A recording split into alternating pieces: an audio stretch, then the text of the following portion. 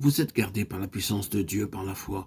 Permettez-moi de vous dire que la foi implique notre complète impuissance devant Dieu. À la base de la foi, il y a un sentiment de complète impuissance.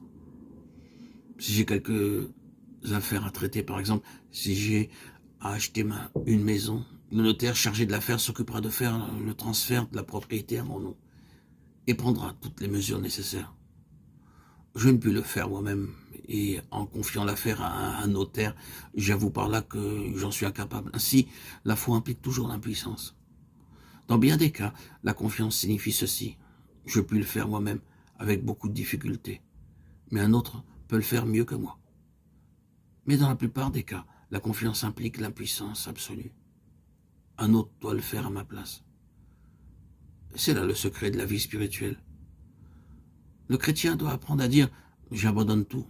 J'ai essayé, j'ai désiré, j'ai pensé et j'ai prié, mais j'ai échoué. Dieu m'a béni et m'a aidé. Mais cependant, dans cette longue course, il y a beaucoup de péché et de tristesse. Quel changement se produit alors quand un homme ainsi brisé, réalisant son impuissance totale, désespère de lui-même et dit « je ne puis rien faire ». Rappelez-vous de l'apôtre Paul, il vivait une vie bénie. Il fut enlevé au 3e ciel.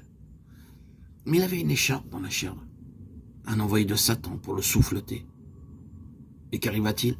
Paul ne pouvait pas comprendre la raison de cette épreuve et il pria le Seigneur à 3 reprises de l'en délivrer. Mais le Seigneur lui répondit en fait, non, tu pourrais t'enorgueillir et c'est pourquoi je t'ai envoyé cette épreuve, afin que tu restes faible et humble. Et Paul apprit alors une leçon qu'il n'oublia jamais. Cette leçon était celle-ci, se réjouir dans ses infirmités.